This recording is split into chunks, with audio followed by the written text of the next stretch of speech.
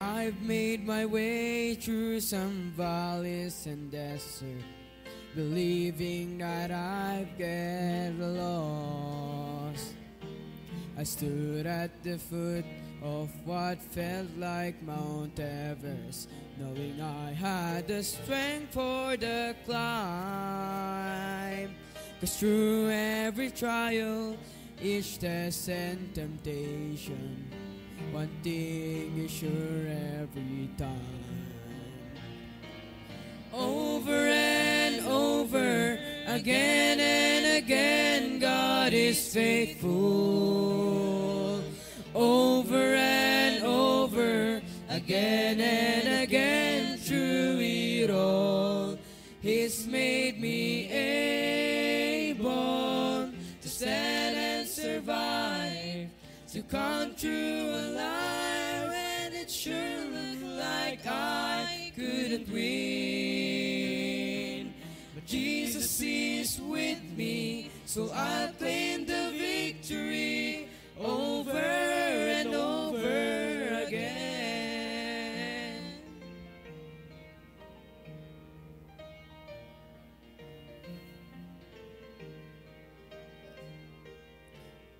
Ask me why, I have no hesitation. God does what He says He will do. Well, I'll simply say every battle has taught me there's nothing He won't help me through. So why should I dwell on the hardships and struggles when I look just beyond them? I see the way this will end this with great celebration. And deep in my heart I believe, over and over, again and again, God is faithful. Over and over, again and again, through it all, He's made me able to stand and survive, to come through alive when it sure looked like I couldn't win. But Jesus is with me, so I'll claim the victory over and over again. Over and over, again and again, God is faithful. Over and over, again and again, through it all, He's made me able to stand and survive, to come through alive when it sure looked like I couldn't win. Jesus is with me, so I'll claim the victory over and over again. Jesus is with me, so I'll claim the victory over and over, over and over, over and over again.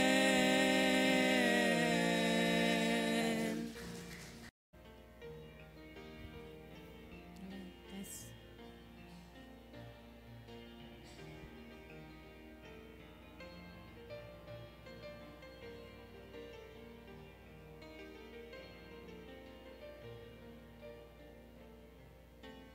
It is hard to understand God's purpose in our lives.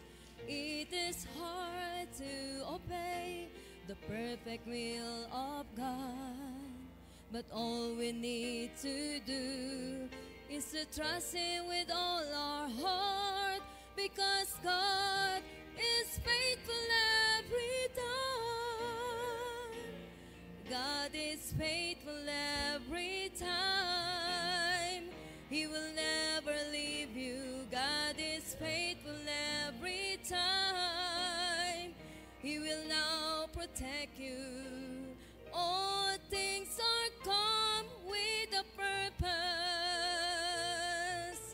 Whether it is hard, still God knows what is best, because God is faithful every time.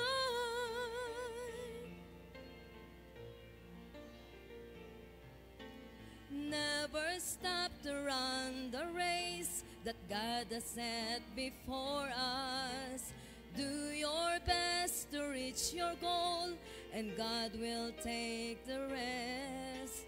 Lay aside your burden at His feet, because God is faithful every time. God is faithful every time. He will never leave you. God is faithful every time. He will now protect you. All things are come with a purpose.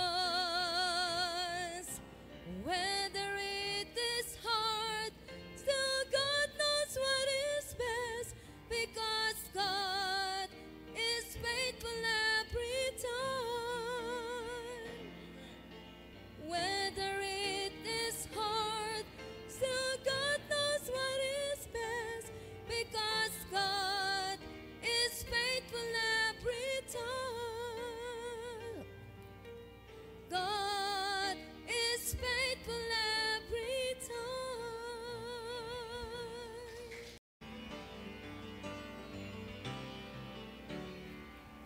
Lately I've been through some testing and trials. Felt like a detour that went on for miles. But standing here now looking back, I can say, Lord, I'm thankful. Some storms I thought I would never survive, but here I am feeling so strong and alive. The darkness is past and the morning is bright, and I'm thankful. Lord, I'm thankful like David after Goliath, like Paul and Silas after the jail. I'm thankful like Daniel after the lions. Lord, I'm thankful. Thankful like Noah back on dry ground. Thankful like Lazarus finally on wood. Every beat of my heart wants to pound. I'm thankful, Lord, I'm thankful.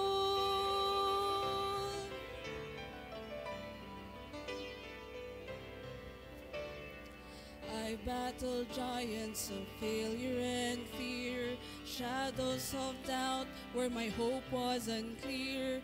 But all along, Lord, you were hovering near, and I'm thankful. All the seas of my past were a thundering roar that echoed the guilt that I could not ignore. But it's nailed to a cross, and I hear it no more, and I'm thankful. Lord, I'm thankful like David after Goliath, like Paul and Silas after the jail. I'm thankful like Daniel after the lions. Lord, I'm thankful. Thankful like Noah back on dry ground. Thankful like Lazarus finally on wood. Every beat of my heart wants to pound. I'm thankful, Lord, I'm thankful. Thankful like Noah back on dry ground. Thankful like Lazarus finally on wood. Every beat of my heart wants to pound. I'm thankful, Lord, I'm thankful. I'm thankful, Lord, I'm thankful.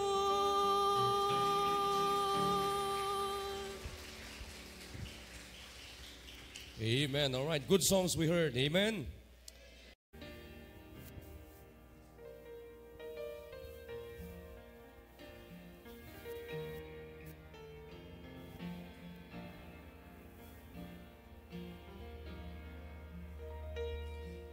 When the hurt goes deeper than the deepest place your heart has ever known. When you're standing in your darkest trial and it seems you're standing all alone. When the tears fall down like bitter rain and you're wondering if the sun will shine again. In the midst of disappointment, look around, you'll find a faithful friend. He's walked through my darkest valley, shining light upon the lily by the way. He has picked me up and held me when I thought I could not face another day. And when my heart had stopped its singing and my mind was simply searching for an end, I can tell you by experience, I found a faithful friend.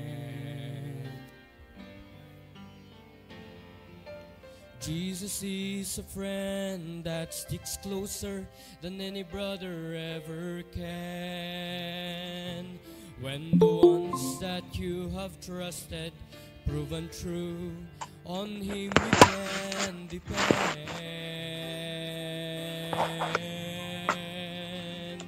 He will never fail or let you down, and His love will help the broken heart to mend.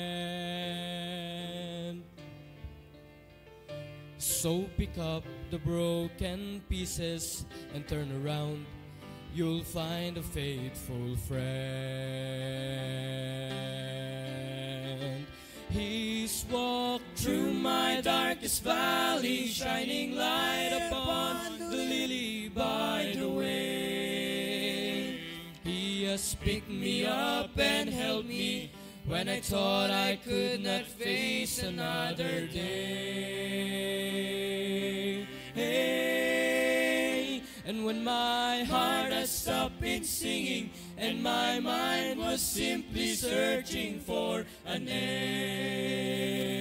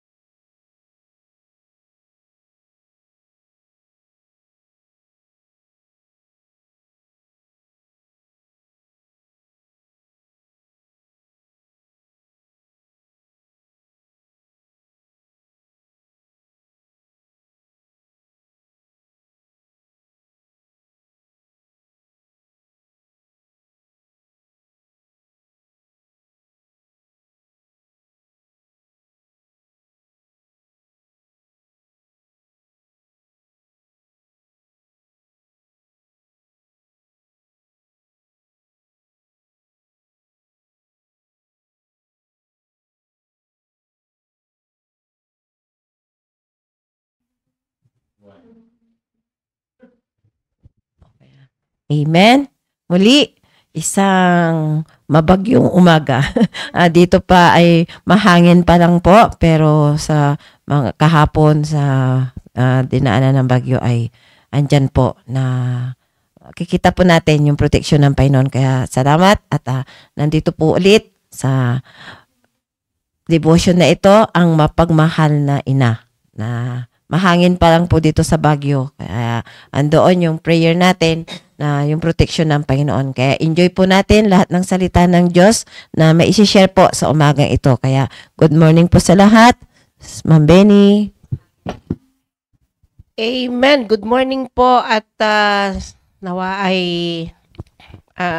tuloy-tuloy po tayo hanggang sa matapos itong devotion na ito. At wag po kayong tutuklap hanggang sa matapos. Good morning po. Good morning, Sister Beth. Good morning, Sister Geraldine. Amen. Amen. Sila Ma'am Sheila, papunta po sa area, pati si Ma'am Irene. Kaya antayin din natin po sila. At batiin muna natin yung nasa FB Live. Unang-una ang ating mahal na pastor. Good morning po, Pastor. At sunod po si Ma'am Heidi. Yan, yung mga tuwing umaga nandyan. Si Sir Salvador Bore. Si Ma'am Jen Campana, future mother. Ma'am Joyce, good morning po. Si Benita Garland, asan kaya to? Sister Myra, Sir Junie, good morning po. Sister Rulin Sanet, good morning dyan po. At Sir Asierto from Australia. Si Sir Digno Velasquez from San Carlos, Pangasinan. Good morning, kumusta po dyan? Malakas kaya yung bagyo. Sister Mary Grace Garland, ayan, anak ni Ma'am Benny. So, yun pa lang po yung mga nandito po. Kaya sa pag-aantay po natin sa kila Ma'am Sheila ay mauuna po yung, pag kami po yun, nauuna yung pinakamatanda. Kaya, ayan ako yung hinuhulo nila yung pinakabata. Sabay ganun. Or, sige, si Ma'am Benny muna po. Yun. Thank you. Hello, magandang umaga pong muli. At yun nga po yung atin pong tinatalakay na tuwing devotion, yung sa pagmamahal ng isang ina ay yung to commit win souls and discipleship in the home ng mga yun nga po napakaganda ng ating topic about soul winning po and discipleship na tayo po ay bilang isang tumanggap sa Panginoon ay andun po yung kasigasigan po natin na tayo din po ay ibahagi yung kaligtasan na natanggap natin. Ang sabi po dito sa una po talaga ay kung meron po tayong pagmamahal sa kaluluwa ay talagang kahit na hindi natin ito kakilala, hindi na nasasalubong man natin o ay ibabahagi natin ito. At meron po tayong yung pagmamahal talaga sa kaluluwa. Tingnan po natin sa 1 Thessalonians 3:12 na sabi po dito na, "And the Lord make you to increase and abound in love one toward another and toward all men, even as we do toward you." Na ibahagi po natin sa yung mag-increase po yung at mag-abound sa ang ating pagmamahal sa iba na kung ano yung ginawa sa atin ng Panginoon, iniligtas niya tayo. Na doon yung na una yung pagmamahal nga natin sa kapwa, sa kaluluwa ng iba ay napakasarap po na ibahagi si Kristo sa iba. Kasi kung ano yung kaligayahan po natin na natanggap na tayo ay naligtas na iniligtas tayo ng ating Panginoong Hesukristo sa ating mga kasalanan, ay di ba na masaya din nating ibabahagi ito sa kanila. Kagaya nga kahapon bago kami nagkita ni Sister Vicky, nagpunta ako doon sa dinidisciple kong nanay. Bagaman nakarating na minsan, pero andun pa rin na itinutuloy-tuloy ko pa rin na bina-Bible study siya. Andun yung kanyang pamangkin at apo hanggang sa No, yun nga na di natin alam yung kanilang kung ano ang gagawin ng Panginoon sa kanila na yung puso nila ay magkaroon ng pagmamahal din na sila po ay bumalik at sa church at yun nga sabi nga niya na kahit na hindi kami nakakasimba ay nakakapakinig pa rin kami ng salita ng Diyos. Pero sabi ko, mas maganda ka ako na kung hindi lang sa Bible study ka ako, mas maganda ka ako na makarinig tayo ng salita ng Diyos na through our pastor. Sabi kong gano'n na mai-expound niya yung kaniyang maisasabi niya or mai-explain niya ng gusto kung ano yung salita ng Diyos na ating mapapakinggan. At pangalawa nga ay tayo ay dapat meron tayong meron ba tayong ano ba yung honest tayo sa ating pong mga sinasabi, ginagawa. Kung hindi naman tayo honest sa ating sinasabi, sa ginagawa natin, bakit paano nating maiibahagi si Kristo? 'Di ba tayo bilang isang manggagawa nga ng Panginoon, andun yung honesty talaga na ibabahagi natin. Kasi kung wala tayong honesty talaga ay hindi natin maibahagi ng maayos si Kristo sa iba. Kagaya nga noong meron akong nashiran na 81 years old na matanda. Sabi niya sa kanila doon sa Mindanao, taga Mindanao kasi yon, Bisaya. Sabi niya, baptis ako doon sa Mindanao, kaya lang nang andito na ako, hindi na ako makahanap ng simbahan kasi hindi na rin ako makalakad ng husto kasi masakit ang aking tuhod, sabi niya ganon. E di, ayun, Bible study ko yung matanda na yon, sabi niya ganon, no? Na kahit sa pamamagitan ng ganito na sandaling Bible study ay at least na nare-remind ako, sabi niya ganon. At wag tayong mag-atubili talaga na ibahagi si Kristo kasi ang dami talaga na hindi nakakakilala sa Panginoong Hesukristo na dapat tayo nga na bilang isang tumanggap sa Panginoon ay ibahagi natin. At nakakatuwa talaga na kapag tayo ay kapag ang tumanggap ang ating binahaginan ay sila tuwang-tuwa, di lalo na tayo tuwang-tuwa at lalong-lalo na Panginoon ay tuwang-tuwa sa naibahagi natin. At meron nga yung isang talagang ini-invite ko dito pero marami kasing dahilan dahil naghahabol ng pambayad. Kaya yun sinabi ko sa kanya na unahin natin ang Panginoon, sabi kong ganyan. At hopefully, prayerfully na makarating siya bukas or sa Sunday. At tayo maging honest tayo sa ating mga sinasabi sa mga tao kasi kung hindi tayo honest na ibabahagi natin si Kristo ay parang baliwala lang ba? At tayo yung pagmamahal natin bilang nagbabahagi. Yun. At kung ano man yung pagmamahal ng Diyos, di ba una tayong minahal ng Diyos. Kaya ibalik natin yung pagmamahal na yun sa iba. Yun lang po, to God be the glory.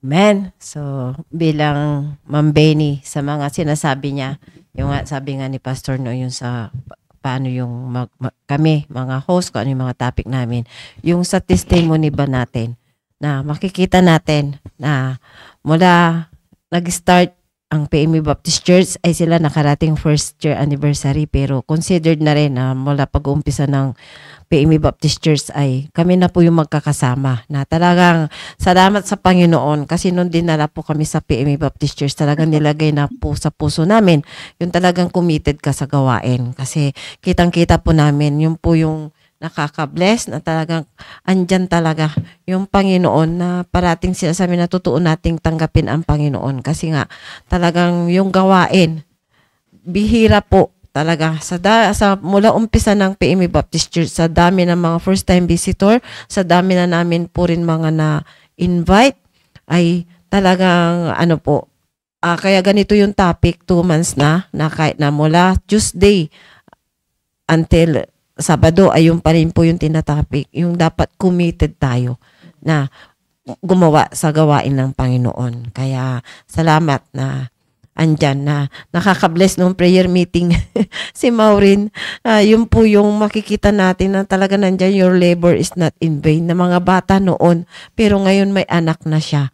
Kaya talagang dapat committed tayo na maglingkod sa Panginoon. Andyan yun. Kasi unang-una, ang Panginoon talaga ang unang-unang nag-commit sa atin. Kaya biniligtas po tayo dito sa gawain. Kaya talaga masaya nating gawin. At talagang yung sabi ni Sister Maureen nung Wednesday, na yung kalakasan, yun po yung Kaya sabi nga ni Pastor parati, dapat blessing tayo sa nakakakita sa atin. Biro mo, yun po yun na si Sister Maureen may anak na rin na prayer din po namin sa kanya na hanggang magkaapo rin tulad namin nandyan sa gawain. Nakaka-bless kasi buong pamilya po sila na pumupunta ng Bontok. So yun po yun na mag-involve tayo hanggat hindi po tayo talaga totoong mag-involve ay hindi natin mai-enjoy at hindi natin makikita po yung totoong kamay ng Panginoon na kumikilos sa atin. So yun lang po. Siguro pwedeng si Ma'am Beth muna. Wala pa sila, Ma'am Sheila. Thank you. Okay, sige. Good morning po sa inyong lahat. Although hindi ko kasi nakikita yung mga naka-FB live, pero Sister Geraldine, good morning. Good morning din kay Sister Vicky at Sister Bining maging sana sa studio. Anyway, pag-usapan na natin yung soul winning naman, ngayon naman ang topic natin. Until siguro to hanggang katapusan ng July. Pero for 2 months, sabi nga ni Sister Vicky, for 2 months nating inaaral na yung about soul winning. So, hopefully lahat lahat mga tao, lahat ng mga membro ay magkaroon na rin ng kagalakan na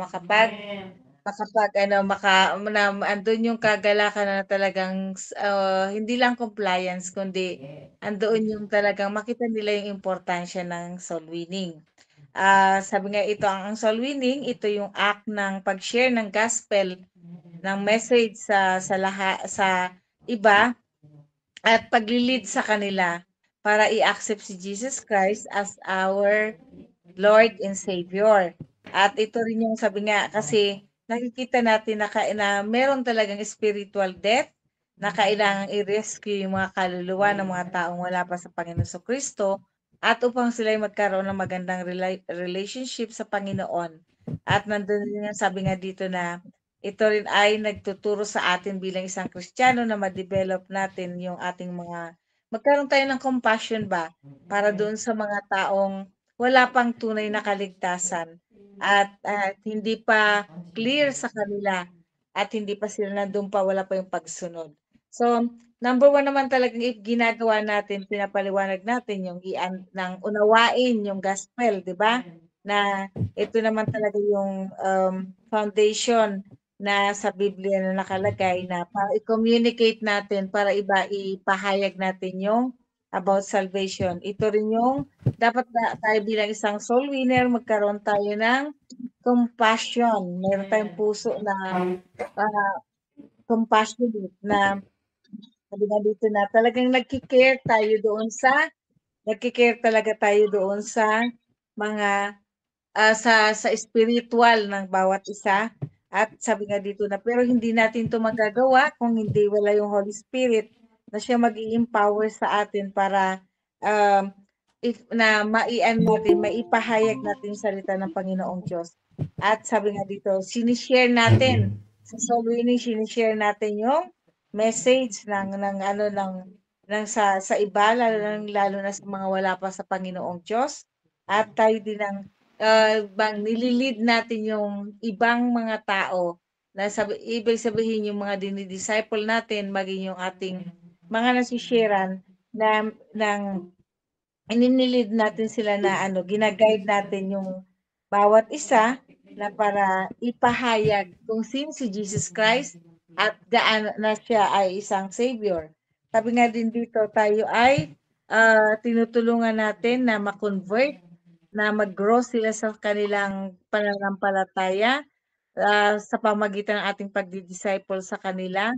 At gano'n din yung para, sabi nga dito sapagkat ito ay yung napaka-number 1 na importante, ipahayag natin at tulungan natin silang mag-grow at maging maayos ang relationship sa Panginoon. At siyempre, hindi natin kayang mag-soul win, hindi natin kayang, ibahagi ang salita ng Panginoon kung ang ano, kung hindi tayo maging good example sa kanila. So, napakaimportante yun na yung pagiging example natin, yung kumbaga sa ano, pinapahayag natin salita ng Panginoong Diyos, ipinapahayag natin about salvation, pero tayo yung unang-unang example nakikita sa atin na talagang meron tayong kaligtasan na tinanggap. At gano'n din, sabi nga dito na dapat magre-reflect yun sa ating testimony. At siyempre, nandoon yung challenge, lagi nandoon yung pasensya na kapag tayo at sa pagiging makulit, magiging persistent natin para makapagdala tayo, makapag-win tayo ng kaluluwa at mayroon tayong madi-disciple. At sabi nga dito soul winning para i-fulfill natin yung Great Commission at para dalhin natin ang mga tao sa salvation. Nang tayo yung ginamit na instrumento ng Panginoon para bawat may opportunity tayong i-share yung gospel ng Panginoong Diyos, sabi nga dito na ipakita natin na kung gaano mapagpatawad ang Panginoong Diyos, kung paano tayo niya binigyan ng kaligtasan at kung paano tayo magkakaroon ng eternal life. At i-share din natin kung ano, pinapakita din natin kung anong pagkakaiba ng world at pagkakaiba ng pagiging spiritual. At syempre, kapag tayo ay continue na nag-share, continue tayong nagdi-disciple, sabi nga dito, tayo ay tumutulong sa kanila na hindi lang mawin yung souls nila, kundi tayo ay tumutulong sa kanila para maging fruitful sila at magkaroon sila ng wisdom. At siyempre, na hindi nawawala yung eternal life na meron tayo, sabi nga yung eternal reward sa atin na the moment tinanggap natin ang Panginoong Kristo bilang ating Panginoong tagapagligtas, sabi nga dito na tayo ay ipinapakita natin na meron tayong eternal security na. Kaya nga kapag nagba-Bible study tayo, di ba? Lalong-lalo na dun sa mga baguhan pa lang na dinidisciple natin tinuturuan natin sila in-explain natin about assurance ng heaven, yung eternal security, hindi yun nawawala sa ating mga Bible study. At yun nga, kasi sapagkat sabi nga, yun nga yung buhay na tayo ay nagkaroon na ng buhay na walang hanggan sa pamamagitan ng Panginoon Kristo. So, sa atin lang, sa part nga katulad na shinare ni Mr. Benny kanina, yung sa testimony na continuous pa rin, ganun naman talaga tayo, na kung sino yung ating na-sharean, hindi lang natin bastang madala lang maging bisita, kundi inaalagaan natin sila, continue pa rin natin silang pina-follow up. Minsan nadi-discourage tayo kasi katulad na nga lang sa akin, almost 2 years nang yung isang family na bina-Bible study ko, pinapaliwanag ko sa kanila kung ano yung importance ng pag-attend ba ng church services, pero pagdating na sa pagsabado, okay na makakarating, pero pag linggo, minsan sasabihin, kagigising lang nila, kinakatok mo, hindi nagbubukas, mga ganun ba. Pero minsan sabi ko nga, hanap na lang kaya ako ng iba, pero nanghihinayang din ako kasi sa sinimulan na kailangan nagsimula ka na sa kanila bakit hahayaan mo pa? So, tiyaga lang.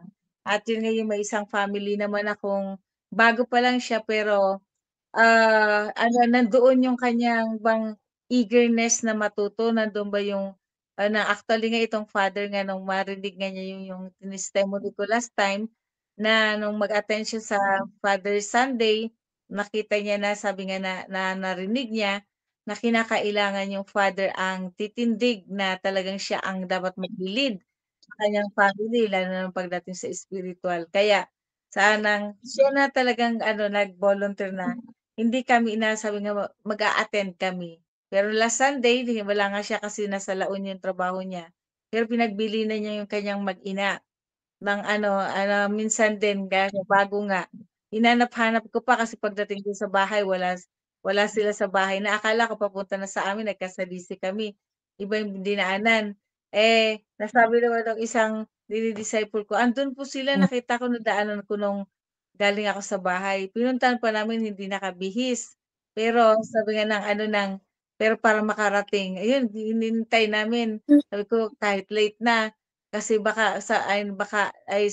dapat makarating sila makarating. Yun yung no. Ganun tayong mga soul winner, ganun tayong mga disciple na kahit tayo pinagtatabuyan, kahit tayo minsan ayaw tayong pansinin, nakukulitan sa atin, pero sinisikap pa rin natin na talagang manatili sila at mawin natin sila. So, hindi natin talagang hindi lang compliance ang ating pagiging soul winner, kundi talaga nandoon yung care natin sa mga kaluluwa na kasi ang tingin agad natin, ito ba talaga may tunay na kaligtasan? Ito ba ay talagang mayroon ng tumanggap na ba sa Panginoon Kristo? Kaya nga lahat ng ating, kung pwedeng lahat na madaanan, kahit lahat ng kapag tayo nagsasaturate, hindi natin hinahayaang may malampasan. Hindi lang siya hindi siya dapat compliance, kundi ang soul winner dapat nakikita nga andun yung puso na sa mga kaluluwa, especially sa mga wala pang Panginoon Kristo sa puso nila. Yun lang po, to God be the glory. Thank you, Ma'am Beth. Ayun, may nakaalala sa'yo, yung nanonood. Hindi, masama talagang, kaya hindi na ako tumuloy, masamang pakiramdam ko. Ay, pareho tayo kahapon eh. Habang kami ni Ma'am Benny, grabe din yung sama ng napawisan kasi. So, yun, pero andoon. Kahit masamang pakiramdam, andun pa rin po na talagang kasiyahan natin na ako parati ko iniisip pagka may mga ganun, ako baka lalala, huwag kong gawing dahilan. Kaya yun po yung blessing. Kaya thank you, Ma'am Beth. Siguro sila, Ma'am Sheila po muna.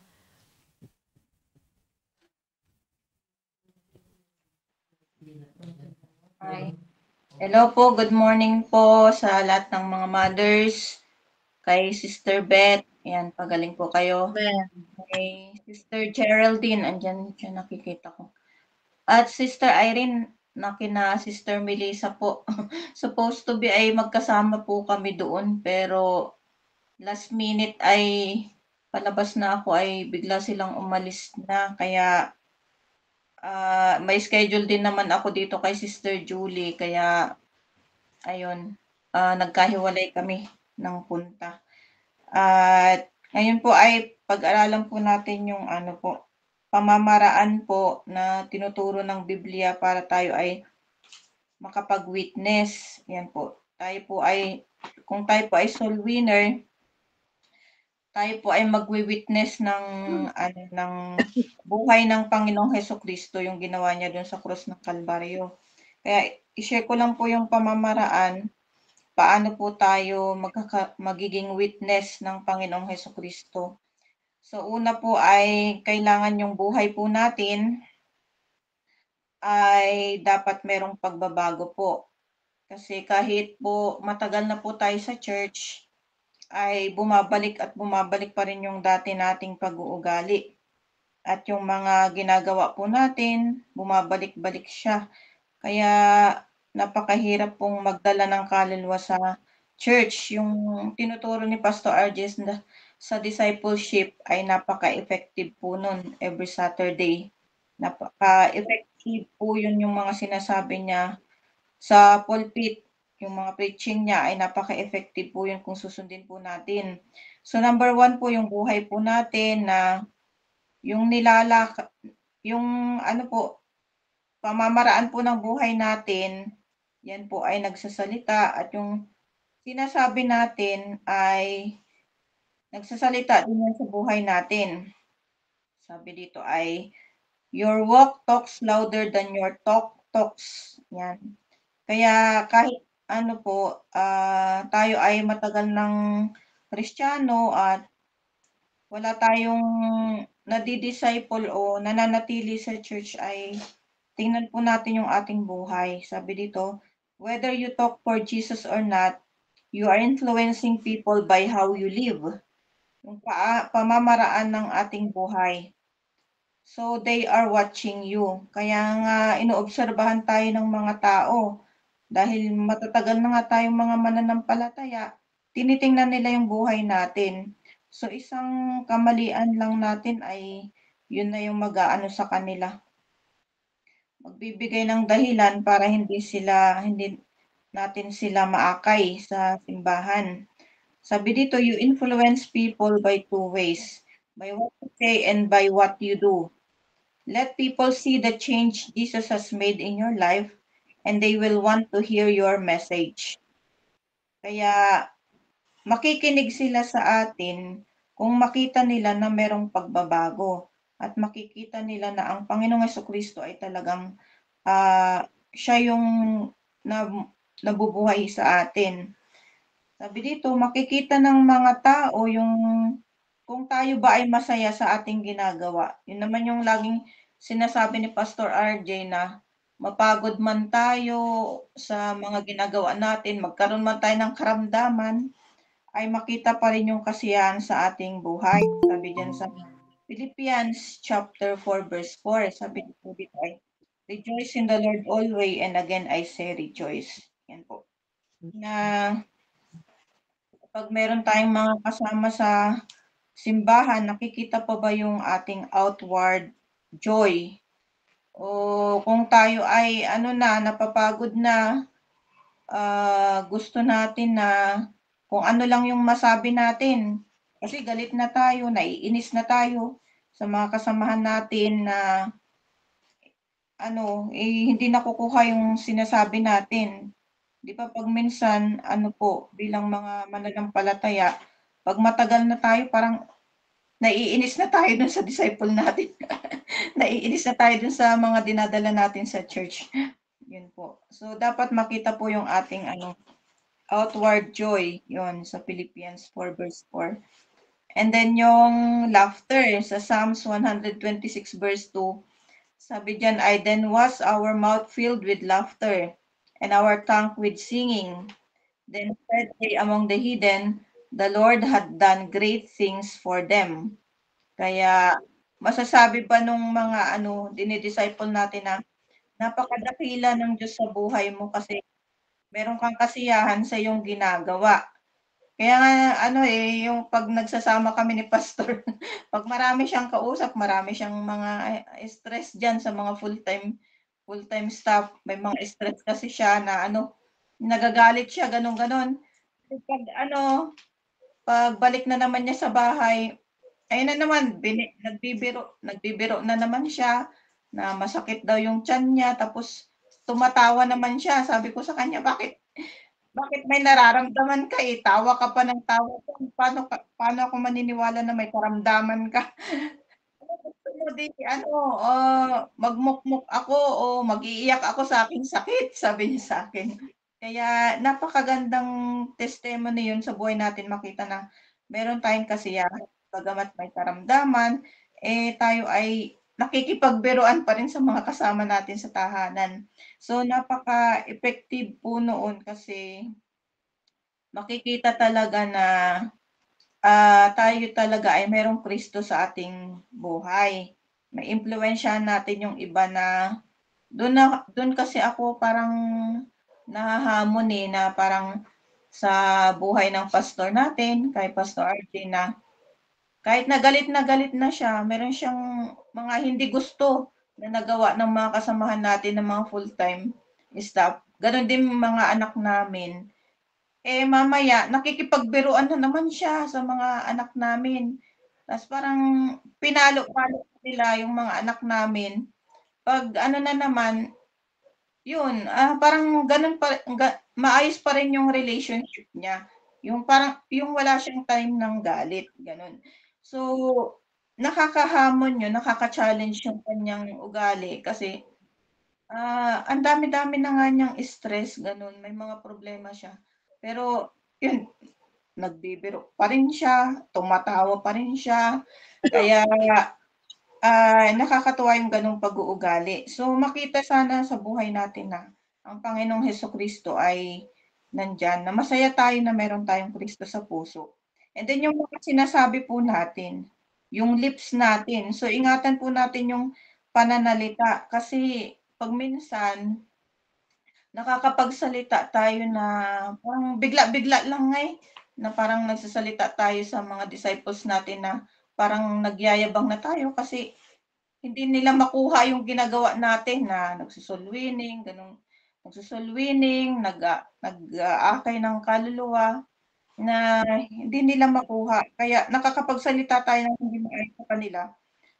Kaya 'pag minsan ma-o-offend sila, ma-o-offend ka pa tapos ganyan, yung lumalabas sa bibig natin ay parang nakakasakit.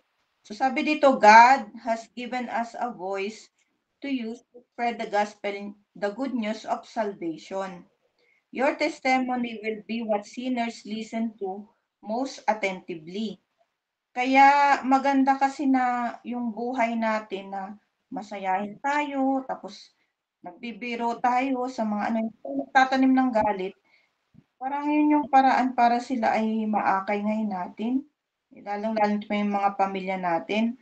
So, testimony means your story of what led up to you getting saved, where you were at the time, and what you did to get saved. Next to your testimony, a sinner will be interested in what the Bible says about getting to heaven. Kaya, ingatan din natin yung pananalita natin. Baka pag nagsusulwining tayo, sobrang ng boses natin na parang nagmamayabang tayo, na parang kulang yung pasensya natin na ayaw niyang makinig sa atin. Kasi magiging interesado sila sa sinasabi ng Bible kung maayos yung pag-approach natin sa kanila. Sabi dito, these are your two weapons for soul winning, testimony and testament. Kaya yung bibig natin, careful din tayo kasi mga nga yan mga iba't ibang ugali yung mga nakakasagupa natin sa area. Na pag hindi maayos yung approach natin, yung paglabas ng bibig natin, ay parang nayayabangan sila sa atin.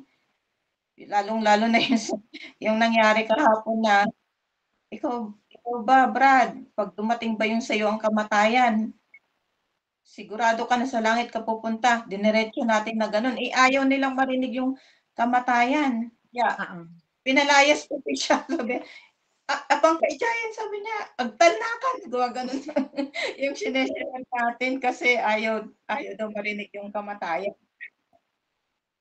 Kaya, sabi ni Pastor, ikaw, ayusin kasi ninyo yung pagsasalita ninyo. Pwede naman na banggitin yung kamatayan, pero pumili kayo ng mas magandang salita.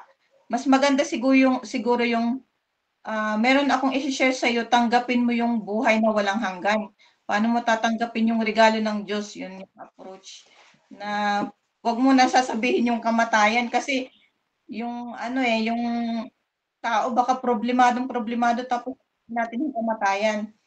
So, napakaraming mga bagay-bagay na dapat pa tayong malaman para mag-share ng gospel at mag-akay ng kaluluwa sa church. Kasi hindi lang naman basta share-sharean, di ba? Susunduin natin, dadalhin sa church. Tapos iba na naman yung approach natin kapag nasa church na sila. Makita natin yung mga ugali nila na hindi maayos. Kaya pag kinorek na naman natin, sasabihin na naman sa atin ikaw nga, hindi nga maayos yung buhay mo. Ako pa, iko-correct mo. Di ba? Ganun, may mga disciple tayo na ganun.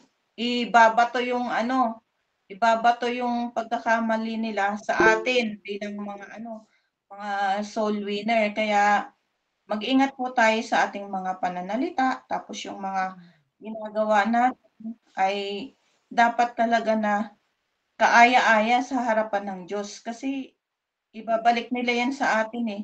Inaaya mo akong magsimba tapos di mo naman maaya yung mga anak mo sa simbahan, di ba? Ganon. So, pero sabi naman ni Pastor RJ na wag tayong pagugulat sa mga ganon na sinasabi. Kaya napakaganda yun na yung buhay natin, nakikita ang Panginoong Hesukristo. At ganon din, meron tayong kasiyahan. Ako, bagamat hindi nyo naman ako nakikita na tawa ng tawa, di ba? Seryoso kasi ako palagi. Nakikinig kasi ako sa mga sinasabi ni Pastor RJ sa devotion. Pinapakinggan ko talaga. Pero hindi naman ako yung sobrang lungkot na na lahat ng mga kasamahan ko sa bahay ay pagbubuntunan ko na ng galit dahil may mga kapalpakan sila. Pero maganda pa rin na meron pa rin tayong joy na tinatawag laughter, ganun, na kahit na merong mga kapaguran tayo sa buhay na sa pagdi-disciple at pagwi-witness ay hindi maapektuhan yung ibang na sharean natin ng gospel. Yun lang po may share ko at nandiyan na Sister Irene. Sister Irene, kumusta po kayo dyan? Na Sister Millie siya. Yun lang po. Thank you po. Good morning, ma'am. Ano yung sasakyan, nagka-problema. Ako na lang mag-taxi papunta rito. Pero, Panginoon, ting pa rin. Sa problema yung sasakyan Nagilian Road pa lang kami. Medyo may mamoy. Anyway, tuloy pa rin yung natin. Salamat sa mga narinig, Ma'am Sheila. Doon pa rin tayo na yung topic natin na soul winning. Commit to win souls and disciple them. Na bilang isang soul winner, tayo ay tatanim o naghahasi ng buto, yung tinatawag na yung, sa Bible, yung precious seed o yung seed which is the word of God. At sa soul winner, yan. Marami tayong pinagdadaanan mga pagsubok sa buhay. Pag tayo nagsa-soul win, marami tayong na-encounter o kakausap na hindi pare-pareho ang tao, kaya nga kailangan tingnan din natin, masayko natin yung tao na ating i-approach ay depende sa pag-approach natin. Maraming beses na naka-encounter ako ng ganun din, na yung bang halos sinahampas niya ako ng jacket. Umalis ka, makasalanan ako.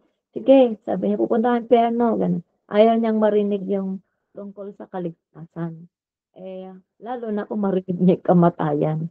Talagang normally, yung mga tao kapag hindi nila alam yung pupuntahan nila isang araw ay takot sila sa kamatayan na binabanggit, na hindi nila naunawaan na ibig sabihin ng kamatayan ay separation o pagkahiwalay. Kaya pag nag-share ako, titingnan ko muna kung medyo suplat o suplada ay talagang binabanggit ko agad ang Panginoong Kristo na experience namin yan. Actually, hindi ako yung nag-share yung sa taxi, nag-share yung bayaw ko. Puro kamatayan yung binabanggit niya. Medyo yung dating ay parang mayabang siya. Galit yung driver, hininto niya sa pambira, nagdadrive tayo, puro kamatayan. Kaya nauna sila bumaba nung kami na, ang sinabi ko, kasi po, mahal kayo ng Panginoong Jesucristo. Kaya nais niyang maibahagi sa inyo yung kaligtasan. Ang Panginoon namatay sa krus ng Kalbaryo, na parito sa lupa nagkatawang tao, para lang sa ating mga tao. Pambihira kung yan sana ang una niyong binanggit. Hindi puro kamatayan, sabi. Grabe talaga. Kaya, depende sa pag-approach sa tao. Na dapat hindi yung parang, kasi hindi natin maiwasan yung dating merong mga tao na ang dating sa kanila ay mayabang, gano'n. Lalo kung yung pananalita, kasi yung bayaw ko medyo mayabang yung dating eh. Tapos ang lakas ng boses niya. Dinirect niya gano'n, nagalit. Kaya ang pinaliwanag ko na lang doon sa driver bago kami bumaba, kasi naunang bumaba yung sila Brad Adam na. Nung sinabi ko na mahal po kayo ng Panginoon. Kaya hindi po aksidente na nabahagian kayo. Ang nais lamang po namin ibahagi sa inyo yung kaligtasan kung anong ginawa ng Panginoon Jesucristo dun sa krus ng Kalbaryo, alang-alang sa ating mga makasalanan. Yun, yung kamatayan po ay lahat sa atin darating. Ganun yung pinapaliwanag ko. Kaya naglaylo siya, hindi na siya nagagamit nung pinaliwanag. Kung yan sana ang binanggit niya eh, hindi ko naman naiintindihan. Puro kamatayan, nagbibiyahe tayo. Sabi niya. Kaya, kaya, ang maganda doon kapag lesson learned eh, kapag tayo, medyo kuhanin natin yung loob nila, maging friendly tayo, mag-greet tayo. Hello, good morning, or good afternoon. Ganun ang pag-approach natin. Tapos pakilala agad tayo. Akala niya nga saksi eh. Ang ginagawa namin nung siyempre nagkaroon ng leksyon, mga ganong experience.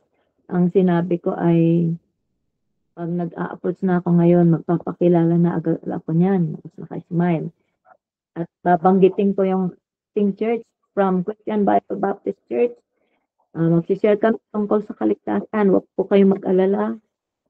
3 to 5 minutes lang at wala po itong bayad kasi akala ng iba manghihingi tayo. Kaya minsan, ay, busy ako. Wala pa akong ganyan. Kaya yung iba nung ina-approach namin, ay, opera ko lang. Ang dami kong gastos kasi akala nila manghihingi tayo. Kasi maraming ganyan na nagpipreach sa bus. Nanghihingi ng donation. Pero, hindi naman kaligtasan yung sinishare. Ang daming sinasabi tungkol sa Panginoon pero hihintayin mo na banggitin niya yung kaligtasan na tumanggap yung mga tao sa sakyan wala. Kaya nga, ang maganda doon sa ating nagsishare ay talagang yung confrontational na right way. Yan. I-approach natin sila ng maayos, hindi yung parang mayabang tayo, ganun. Ayaw nila ng ganun.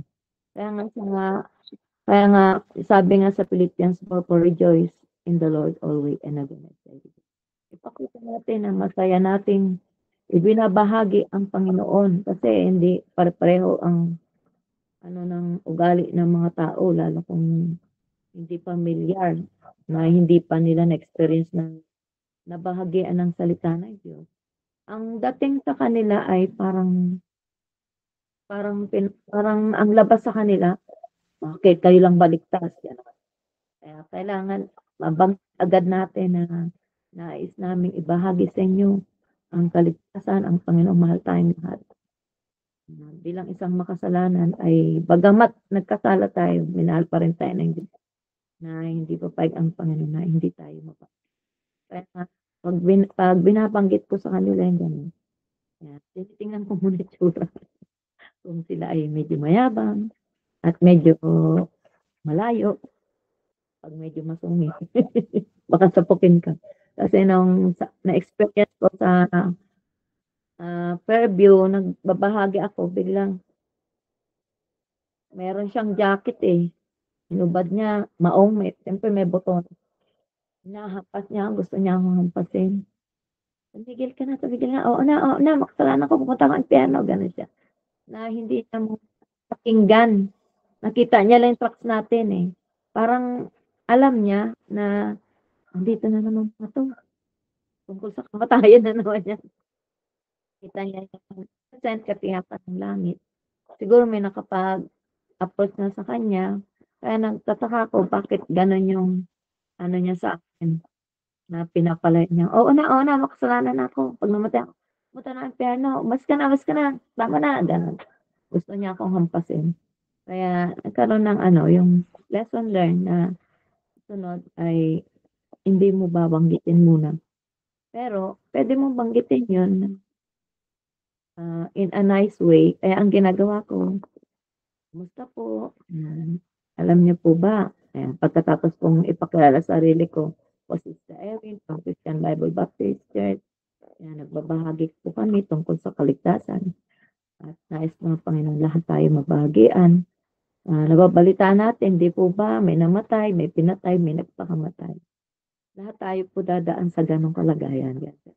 Kung sakali po ba, nasabi ko lang po kung sakali lang po, halimbawa, dumating sa inyo, gano'n. Tuloy-tuloy tayo yan.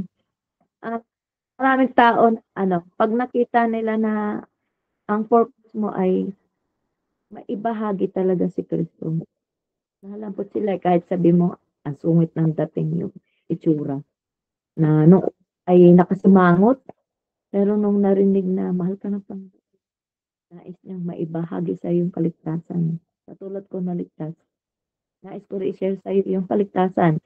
At dun i-smile na siya, natuwa siya na kasi yung iba akala nila, mayaman mabaptis, akala niyo kayo. Ito po yung itinuturo naming simple plan of salvation na hindi kami namimili mayaman o mahirap. Yan ang sinasabi.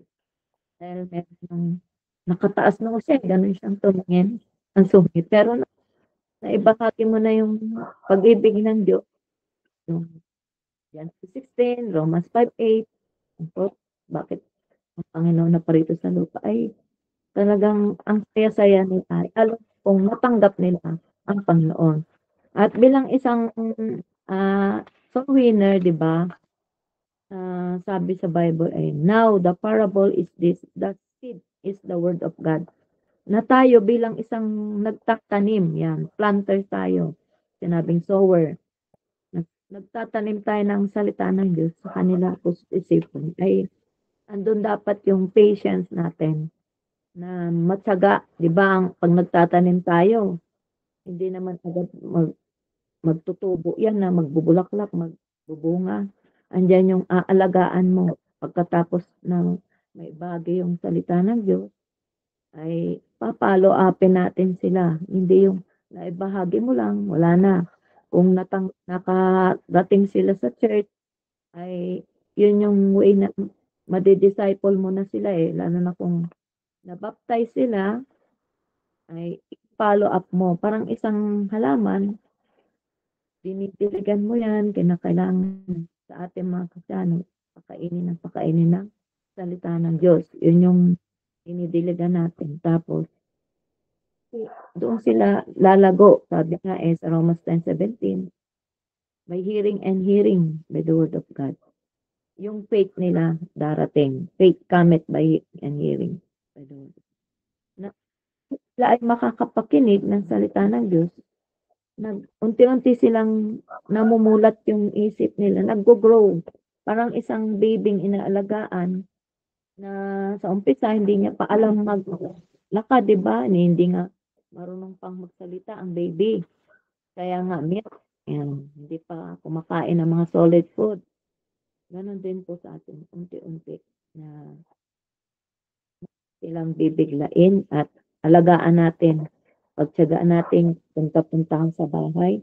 Sabi nga ni Pastor, kung pumunta ka sa bahay ay hindi lang isang beses o dalawa. Dapat araw-araw o halos. Kaya ang ginagawa namin, kung hindi man namin mapuntahan, nagpapadala kami ng mga verses sa cellphone, kung meron silang cellphone. Pero sa akin talagang wala siyang, as in, walang cellphone kahit keypad. Talagang sasadyain mo, one-on-one kami yung bagong nanay, at by the grace of God, yung lang family na to ay, kasi lagi walang asawa nasa La Union, bihirang umakyat. Pero naisama na namin, baptism na lang ang kulang. Itong nanay na to ay talagang wala siyang cellphone, wala kahit keypad. Talagang pupuntahan mo at inalagaan ko ng Bible study kahit one-on-one. At sa biyaya ng Panginoon, naka 1 year na siya nung May. Yan, naka 1 year, yung Mother's Day yon, bunga ng Mother. Mother's Day. Yan. Yung bunga namin yun. At talagang makita mo yung ano niya, yung puso niya na kahit wala siyang pera minsan, nahiya siya na wala akong maibigay, ganito na yun. Okay lang po kung talagang wala kayong extra money, ay hindi po kami namimilit. Yan. Naririnig niya kasi na, oh, may contribution kaya. Para saan yun? Sa ganito po yan, ganyan, ganyan. Papaliwanag ko. Sabi niya, gusto kong magkaroon din ng maibigay. Kayo ma'am, kung kahit po extra money, ay hindi po ito sa pilitan niya. Kaya natutuwa ako sa kanya, giver din siya. Kung ibang business papunta, sinasabi niya, kasi may sakit, yan, ito yung offering ko, dala mo. Papaano siya. Tapos ito yung share ko sa Sunday school. Ganun. Natutuwa ka kasi nagkaroon siya ng ganong burden na pusa na hindi mo siya yung pinupush o yung pinupersa na magbigay ka. Sa tuwing makakapakinig siya ng preaching about giving, doon siya nagkaroon ng puso sa pagbibigay. Kaya through prayer din at saka yung nabaptize na kasi siya pati yung mga anak niya. Ang hindi na lang yung asawa niya. Kaya sa kanya ay membro siya, 'di ba? Pag membro ka na, kailangan magbigay. Yes, ma'am. Kaya pinapaliwanag ko rin sa kanya kasi baguhan.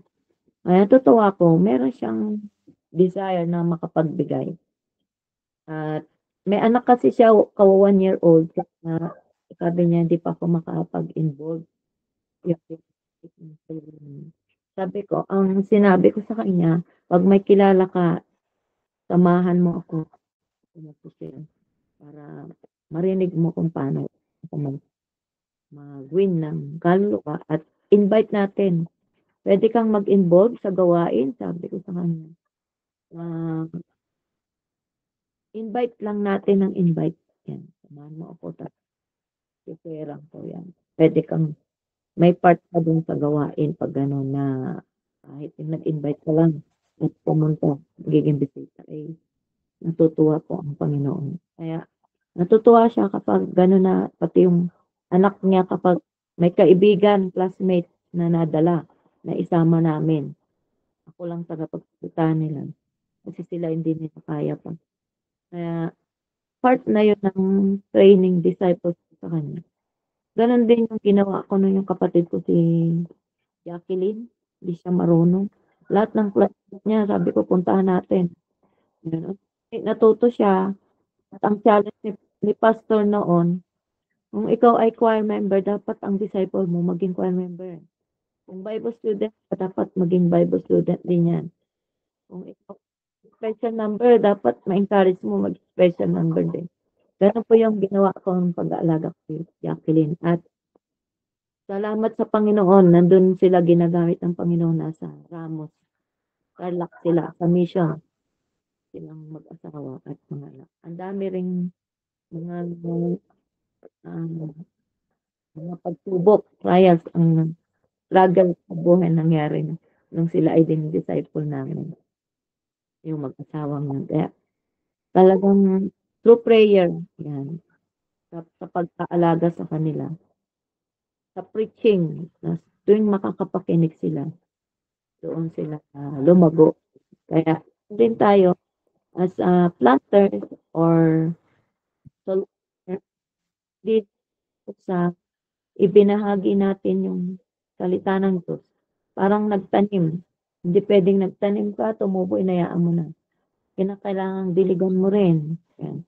Linisan mo yung paligid kapag may mga damo. Yan. Hanggang sa siya ay magbunga. So, yan. Ang isang sower o soul winner. Yan. Tayo ay inalintulad ng Panginoon sa planters o sower. Yan. Kaya nga, kung babasahin natin yung sa Luke 8:11, yun po, tayo po ay nagtatanim ng ng Diyos. Pag sinabi the seed, yan. Ito po yung word of God na itinatanim natin hanggang lumago. may bunga. Lang po, bilang isang soul winner, magpatuloy tayo sa mga hindi pa nag-soul win, i-try nyo. At sabi nga Philippians 4:4, sabi ni Ma'am Sheila, rejoice in the Lord always. And again, I say rejoice. Marami tayong mga may experience, pero huwag tayong titigil, huwag tayong ma-discourage kapag may na-encounter tayo. Tao na tayo ay pinagsusarahan ng pinto o tinataguan. Experience namin, nagsusundo kami, sabi, sa alauna na lang, isang oras na, sabi, magbibigay. Yung pala, tumakas na, dumaan sa likuran ng bahay. Hindi na bumabalik. Pero, hindi tayo mawawalan ng pag-asa. Hindi tayo malulungkot. Mag-rejoice pa rin kasi part yan ng pagdi-disciple o pagdadala ng kaluluwa sa Panginoon. Yun lang po. To God be the glory.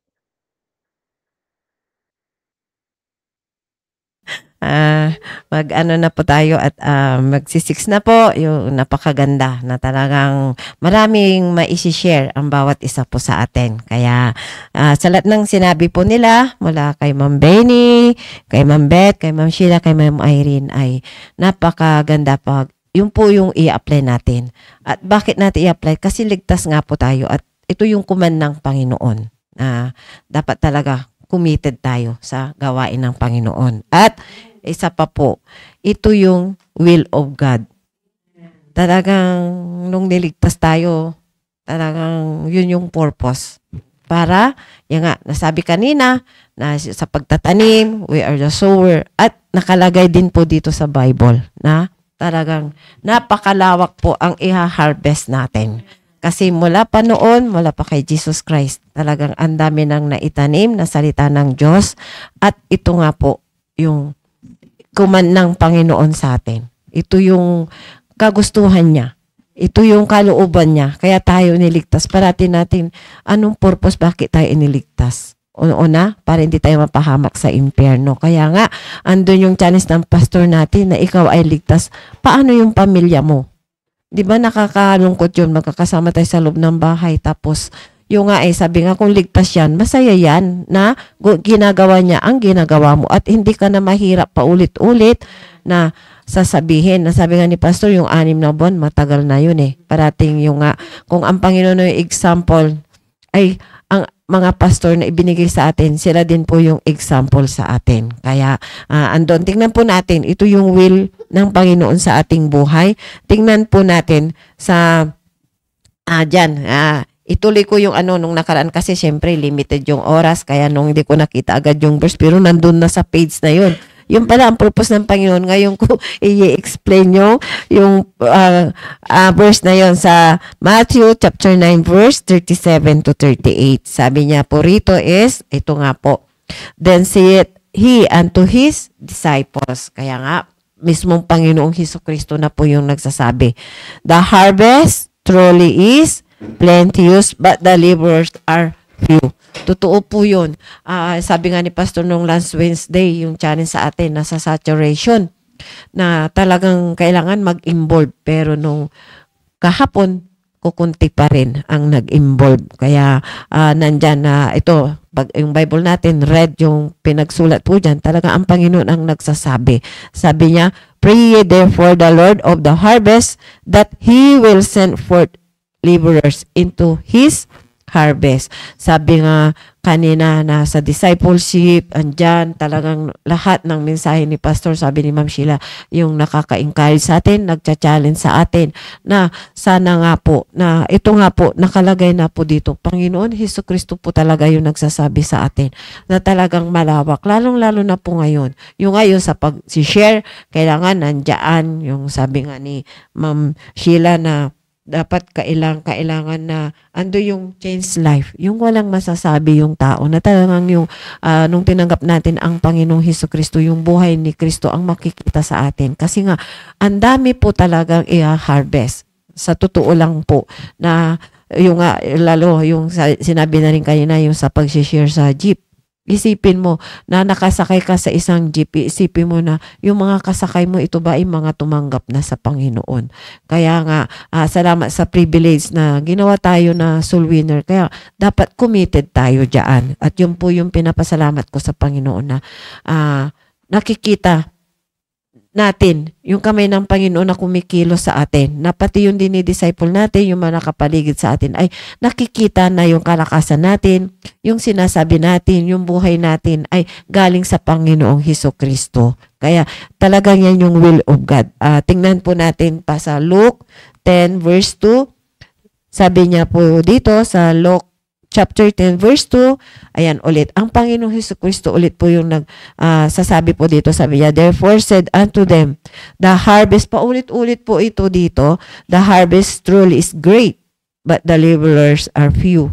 Pray ye therefore the Lord of the harvest that He would send forth laborers into His harvest. Kaya nga po, ginagawa po natin ito. Ayan na po, sila Ma'am Sheila, yung nga parating sinasabi na hindi biro-biro yung sa mismong bahay mo na nga manunood ka na lang, ang hirap mong gumising. How much more, yan pumunta po sa area sila Ma'am Sheila, si Ma'am Irene, pumunta din sa ibang lugar para makasama po yung mga dinidisciple nila at makikita nila yung pagmamahal ng Panginoon. Ginagamit lang po tayo pero sa Panginoon po ang kumakausap sa bawat isa po sa atin.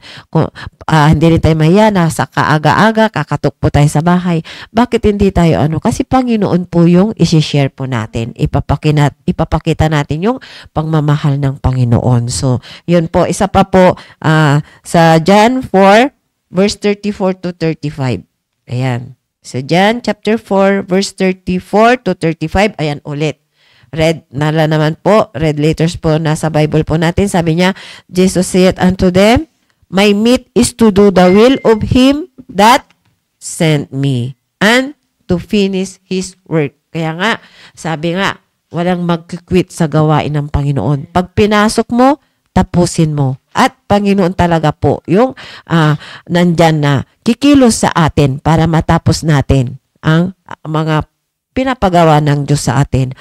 Sa lahat ng sinabi po nila mula kanina, pag yun po yung gagawin natin, ando yung humbleness, ando yung consistent, ando yung pagmamahal, ando yung change life, at yung paulit-ulit kanina, Philippians 4:4, na masaya po tayo, na kahit na hinihingal ka, pagdating mo doon sa taas, andyan pa rin, masaya ka pa rin na, good morning, ganyan. Kaya, yun po, kaya andun po yun na, basahin po natin yung sa John chapter 4 verse 34 to 35, sabi niya po dito, ayan nga po, my meat is to do the will of Him that sent me. Panginoon po yung nagdadala sa atin kung saan tayo mapunta, kung sino yung makasalubong po natin, at higit sa lahat sa ating kamag-anakan. Yan, paulit-ulit Sister Irene dyan sa mga kapatid niya. And to finish His work. Sa verse 35, say not ye, there are yet 4 months, and then He cometh harvest. Behold, I say unto you, lift up your eyes, and look on the fields, for they are white already to harvest. Di ba po? Isipin natin.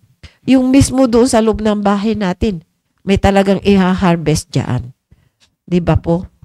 Yung nga, parati sinasabi, Pastor, pag hindi yan nag-enjoy, hindi yan nag-i-involve, walang ministry. Yan na po yung sinasabi ng Panginoon na talagang yan na yung dapat i-harvest po. At tulad ngayon, panahon ng bagyo, di po ba? Yung mga pananim, pinapakita. Di ba pag nadaanan ng bagyo, matutumba yan. Ganun po yung mangyayari sa pamilya po natin na alam mo nang wala sa will ng Panginoon. Hindi mo pa i-harvest. Isipin natin yung palay na nakadapa sa tubig. Di ba? Mga farmer nang hihinayang sa puhunan na kahit na hindi pa siya tuyong-tuyo, ito nga ang sabi ng Panginoon, ready to harvest na Yung pamilya natin na talagang kitang-kita mo na kahit na kasama mo na dyan, nakikinig na grabe na ang sigaw ni Pastor, yung sa sanlibutan. Pero nakikita mo ganun ang pamumuhay. Yun po yung sinasabi po dito na already to harvest, na talagang i-harvest. Ganun din po yung, di ba, kahit na hindi pa talaga masyadong hinog yung palay, pagka nadapa, dinanan ng bagyo, i-harvest na yun, tapos gagawa ng paraan. Sa amin sa probinsya, ilalagay po doon sa may kalan. Mauusukan yan para matuyo kasi sayang nga po. How much more yung pamilya natin, kapitbahay natin, yung alam po natin na sa paligid po natin. Kaya ganun po talaga ang challenge ng ating pastor. Lahat na lang ng pamaraan, programa, ito nga po yung pupunta sa bahay-bahay, yung sa saturation, andyan yung challenge ng pastor natin na makita natin itong nakaraan bagyo gabi. Nanonood ako ng yung nadaanan, nasalanta ng bagyo. So, yun po yun. Kumilos na po tayo na talagang pahalagahan po natin yung kung paano tayo nilagay na sa ministry, ay gampanan po natin yung ating tungkulin. At ito po yung will ng Panginoon. At kung talagang susunod ka, andyan yun, yung rejoice forevermore. Talagang magre-rejoice ka. Tulad ng visitation namin nung Sabado. Ako yung nabibless kasi nung nasa Bontok kami, pag uwi sa bahay, sabi ni Tintin, ma, galing si Ma'am Mary po dito, ibinigay yung pinya. Ako yung nabibless kasi doon sa bubon na dalawang Mary na dinidisciple ko. Ang naalala kong Mary, yung sa ungasan, yung nanay ni Sister Perla, sabi ko, nandun pa siya sa babang baba, tas ihahatid. Malit lang na pinya yun eh. Di ba nakaka-bless po yun, sabi ko, kasi nga parati kong sinasabi, na pupuntahan ko, ayan tuloy, dinala na ng Panginoon dito, nagdala pa ng pinya. Kaya nung Sabado, sabi ko, daanan ko si Sister Leonor, tas pupuntahan namin siya. Kasi doon sa babang-baba nila, Sister Leonor yun. Yun po yun na, ang kasiyahan natin, yung makikita natin na yung mga nadala natin, ay nandyan na. Kasi kung hindi rin talaga yan na-bless sa Panginoon, hindi ka maiisipan na dalhan ng ganon, na ando sa babang baba. So, di pumunta kami. Ayun, sabi, si Tintin kasi mag-share, sabi ko, sige ano para antukin si Mac, isama ko, din naglakad kami. Pagdating doon, sabi, na-bless ako kay Mayan, kay Sister Leonor, sabi niya, iwanan mo na lang si Mac, andyan naman si Mayan. So, sige, tababang baba yun para ang hirap pagpaakyat na tayo. Andun na challenge ako, sabi ko, will talaga ng Panginoon ito na makarating kami doon. So, yun po yun, nakaparating kami, tuwan-tuwa hanggang sa may picture nga, sinend ko kay Sister Perla, doon sa may ungasan, tuwan-tuwa siya. Kaya, pag uwi namin, kila Sister Leonor, na challenge si Sister Mayan, sabi niya, mamayang hapon doon po kami sa ungasan. So, yun po yun. Pagka will ng Panginoon, magkakaroon at magkakaroon ng bunga. Yung i-harvest natin ay talagang na talaga. Hinog na. May i-enjoy mo yung i-harvest mo. Tulad ng pag nag-harvest tayo ng hinog na, yung masa flora, di ba, pag hilaw maasim, pero pag na-harvest mo hinog na, matamis na siya, kaya yun, nagkabunga at ayun, mayroon ng good news sa ungasan. Yun po yun, pag sununod natin yung kagustuhan ng Panginoon, makikita po natin nandyan, masasabi natin, rejoice forevermore. Andun yung kasiyahan. Kaya yung lang muna yung maisishare ko ngayon, kasi oras na po. Ma'am Sheila, magsasalita pa po dyan. Thank you po. Sige po. Kasama ko po Sister Julie. Kung mag-share lang po siya yung commitment niya sa soul winning. Yan po siya.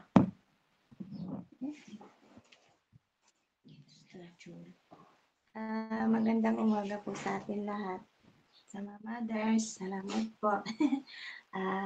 Sabi ni Ma'am Sheila, mag-share lang po ako ng commitment ko. Ang commit sa akin po ay ang commitment ko is yung may mga madi-disciple po na mother. Isa rin po doon si Ma'am Sheila, si Ate Marcela. At ako'y natutuwa po si Sister Ferlina. Yun po, dati po sumasama noon, kasama ko noon. No, pero nung pandemic po, nawala po siya. Pero sa ngayon po ay bumabalik po siya. Kaya pinag-prepare ko siya kasi ganun po siya.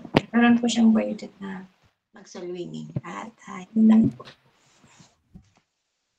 And si Sister Melissa po yata kasama ni Sister Irene. Hello po. Good morning po. Good morning po sa lahat po ng mothers at sa mga nanonood sa FSI. Share ko lang po yung sa soul winning. Ayun nga po yung nabanggit ni Ma'am Sheila kanina na yung kasiyahan sa pagbabahagi ng salita ng Panginoon.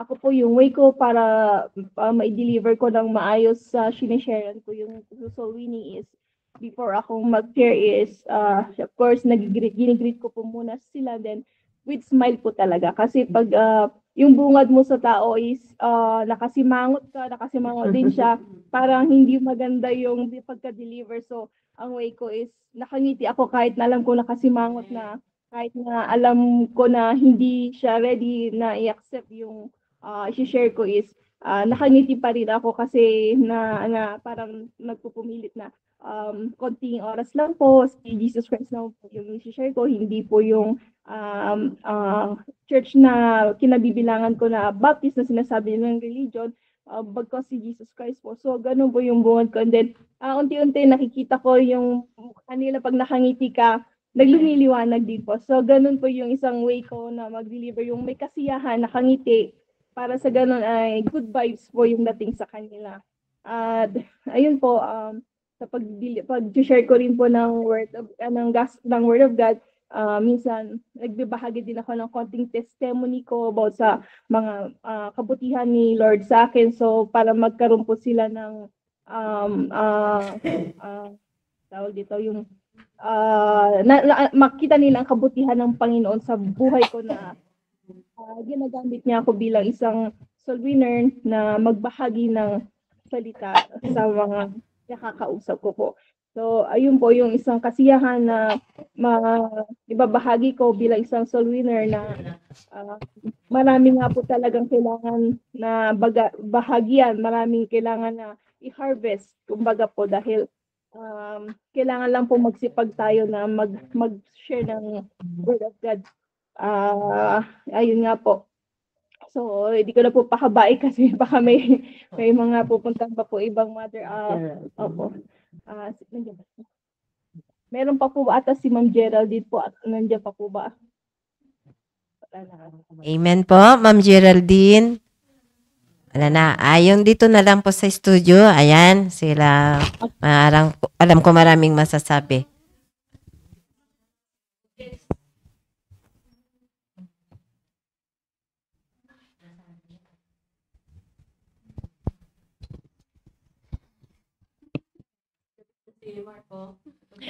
Magandang umaga po sa ating lahat. Tunay nga po na napakadakilan ng Panginoon sa ating buhay, na sabi ko nga po nung last, kung walang nag-win sa atin, syempre wala tayo ngayon dito. Kaya magpasalamat tayo sa Panginoon na may mga soul winner na win din, and then tayo din ay nag-win. Marami po tayong karanasan about sa soul winning na muntik pa tayong duraan, hampasin ng kahoy, pero patuloy pa rin po na nagbabahagi ng salita ng Diyos kasi yun ay challenge po sa atin kasi ang diablo ay nandyan lang, ayaw niya yung ganon. Many times na sinusungitan tayo ay pabubuhusan ng tubig, pero salamat sa Panginoon, yun pa rin, nagpapatuloy pa rin sa pag-win ng kaluluwa kasi yung pagmamahal natin sa kaluluwa is hindi yun mapipigilan ng anumang panggugulo ng diablo. So maraming salamat sa Panginoon. Yan lang po.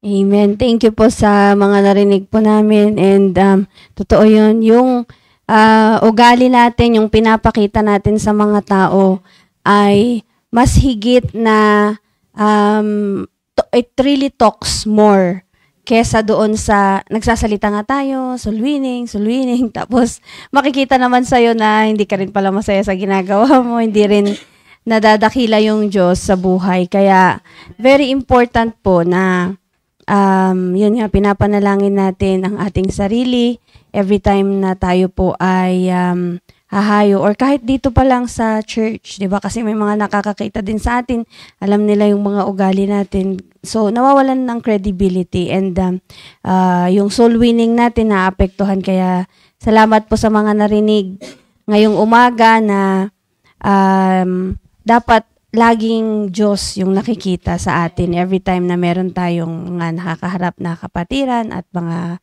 lost souls. Yun lang po. To God be the glory.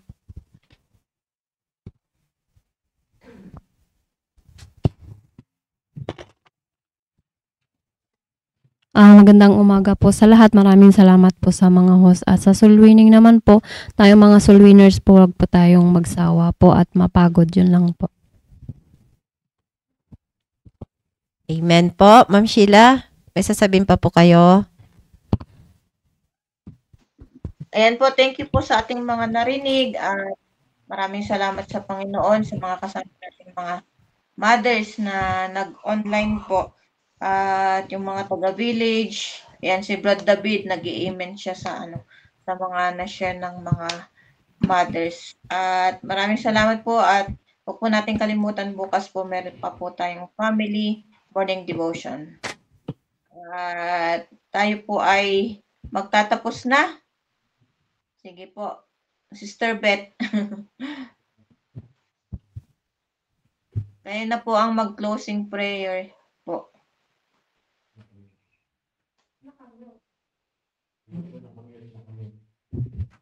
Nakamute po kayo, Ma'am Beth.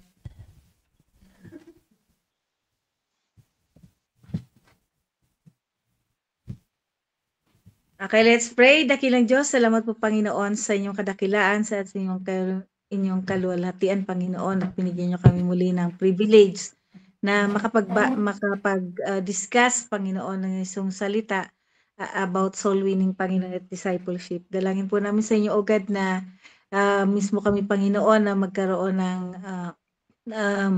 patuloy na gawin namin, Panginoon, yung tungkulin na dapat namin gawin bilang isang Kristiyano, yung pagmamahal sa kaluluwa, maging Panginoon sa pagbabahagi ng iyong salita. At marami kaming maakay, Panginoon, ng mga kaluluwa na madadala namin sa inyo, Panginoon. Salamat din po, Panginoon, sa kalakasan at kalusugan na patuloy niyo pong ibinibigay sa bawat isa. Pag-iingat niyo po sa amin, Panginoon, lalo na sa paghayo namin.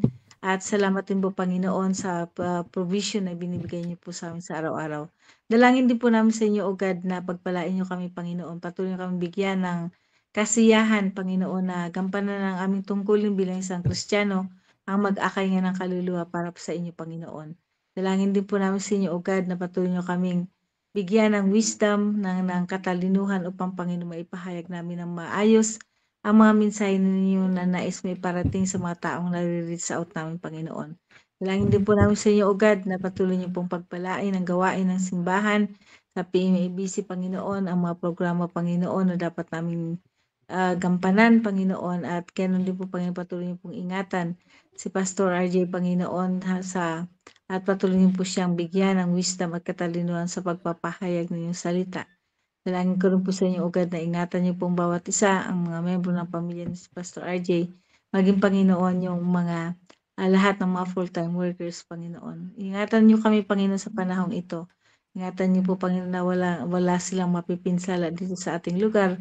At ganoon din po, Panginoon, na pahinain niyo na po, Panginoon, ang storm. Dalangin ko rin po sa inyo, O God, na kayo rin po, Panginoon, ang tulungan niyo po, Panginoon, ang mga taong nasasalanta ngayon ng masamang panahon. Sana po hindi ito maging malala at walang taong mawawala na naman ang buhay dahil po, Panginoon, sa storm. Dalangin ko rin po sa inyo, Panginoon, na patuloy niyo po kaming bigyan ng kasiyahan sa puso naming paglingkuran ka, Panginoon. At higit sa lahat, Panginoon, nagpapasalamat kami, Panginoon, sa buhay na walang hanggan. Ito po ang dalangin sa pangalan ni Jesus. Amen. Amen po. Ingat-ingat po. God bless. Sige, bye-bye. Po, Melissa.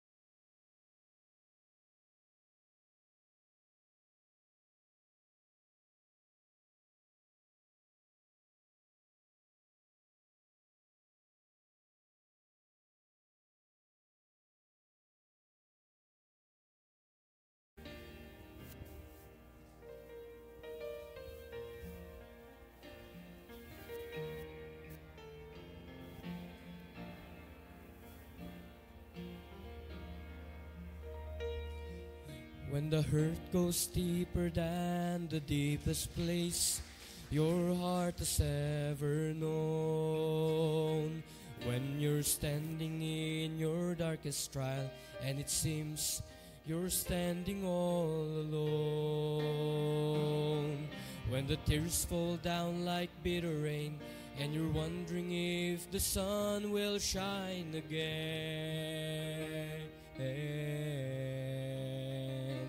In the midst of disappointment, look around, you'll find a faithful friend. He's walked through my darkest valley, shining light upon the lily by the way. He has picked me up and held me when I thought I could not face another day. And when my heart had stopped its singing and my mind was simply searching for an end, I can tell you by experience, I found a faithful friend. Jesus is a friend that sticks closer than any brother ever can. When the ones that you have trusted proven true, on Him you can depend.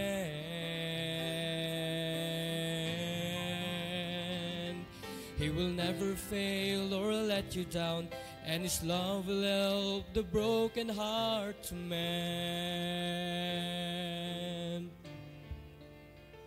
So pick up the broken pieces and turn around, you'll find a faithful friend. He's walked through my darkest valley, shining light upon the lily by the way. He has picked me up and held me when I thought I could not face another day. And when my heart had stopped its singing and my mind was simply searching for an end, I can tell you by experience, I found a faithful friend. He's walked through my darkest valley, shining light upon the lily by the way. He has picked me up and held me when I thought I could not face another day. And when my heart had stopped its singing and my mind was simply searching for an end, I can tell you by experience, I found a faithful friend. Oh, I can tell you by experience, I found a faithful friend.